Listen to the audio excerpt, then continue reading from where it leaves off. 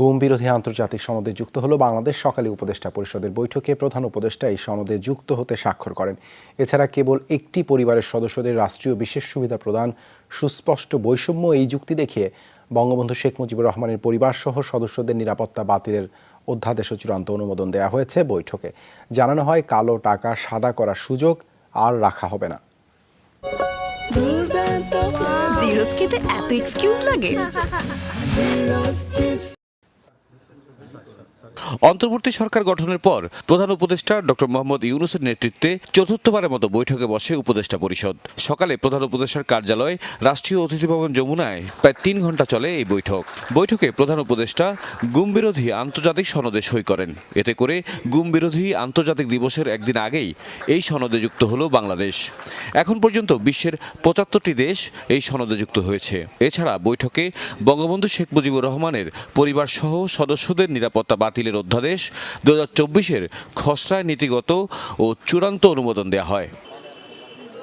পরে বৈঠকের বিস্তারিত তুলে ধরেন পরিবেশ ও পানি সম্পদ বিষয়ক উপদেষ্টা সৈয়দা রিজওয়ানা হাসান। আমরা অনেকেই এরকম এনফোর্স ডিসঅ্যাপিয়ারেন্সের মুখোমুখি হয়েছি, আর যেন কেউ কখনো নিজের ক্ষমতা কুক্ষিগত করতে কোনো বাহিনীকে দিয়ে, কোনো পদ্ধতির মাধ্যমে কোনো নাগরিকদেরকে সরকার বিরোধিতা করা হচ্ছে, আইন শৃঙ্খলা পরিস্থিতি খারাপ করা হচ্ছে, ন্যাশনাল ইন্টারেস্টের বাইরে কাজ করা হচ্ছে, এসব বলে গুম করতে না পারে, তার জন্য এই কনভেনশনটা আমরা স্বাক্ষর করেছি। বৈঠকে কালো টাকা সাদা করার রীতি বন্ধ করা, দ্রব্যমূল্য সহনীয় রাখা, রাজনৈতিক দলের সাথে আলোচনা চলমান রাখার বিষয়েও আলোচনা হয়েছে। কালো টাকা সাদা করার যে বিধি এবং রীতি, সেটা বন্ধ করে দেওয়া হবে। হ্যাঁ, কারণ এখান থেকে সরকার যেটুকুন টাকা আনতে পারে সেটুকুন টাকা দিয়ে সরকারের যে খুব বেশি কিছু আগায় তা না, বরং মূল্যবোধটা অনেক বেশি অবক্ষয়িত হয়। ফলে এটার বিরুদ্ধে স্পষ্ট একটা সিদ্ধান্ত হয়েছে। অর্থ পাচারের বিরুদ্ধে কার্যক্রম শুরু হয়ে গেছে। আরেকটা হচ্ছে, অত্যাবশ্যকীয় পণ্যের দাম মানুষের ক্রয় সীমানার মধ্যে রাখতে যা যা করার দরকার সরকার সেই কাজগুলো করা শুরু করে দিয়েছে। আমরা রাজনৈতিক দলগুলোর সাথে আলাপ আলোচনার প্রক্রিয়াটা চালু রাখব, তাদের কাছ থেকে সংস্কার প্রস্তাব যা আসবে সেগুলোও গ্রহণ করব।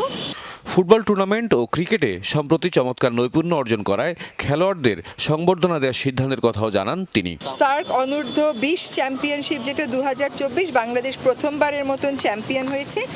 আজকে আমাদের উপদেষ্টা পরিষদে সিদ্ধান্ত হয়েছে যে এই ফুটবল টিমের জন্য আমরা একটা সংবর্ধনা আয়োজন করব। আরেকটা হলো যে আমাদের বাংলাদেশ জাতীয় ক্রিকেট দল, আপনারা জানেন যে পাকিস্তানকে হারিয়েছে।